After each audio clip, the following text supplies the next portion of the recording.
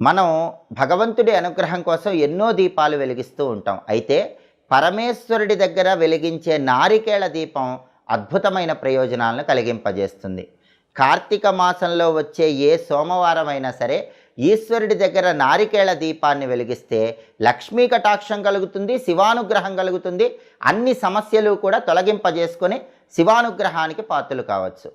కార్తీక మాసంలో వచ్చే సోమవారం వీలు కాని పక్షంలో ఏ నెలలోనైనా సరే సోమవారం పూట సాయంకాలం ప్రదోష సమయంలో ఈశ్వరుడి దగ్గర నారికేళ దీపాన్ని వెలిగిస్తే ఆ గృహంలో శివుడు ఆనంద తాండవం చేసి అష్టైశ్వర్యాలు భోగభాగ్యాలను కలిగింపజేస్తాడు.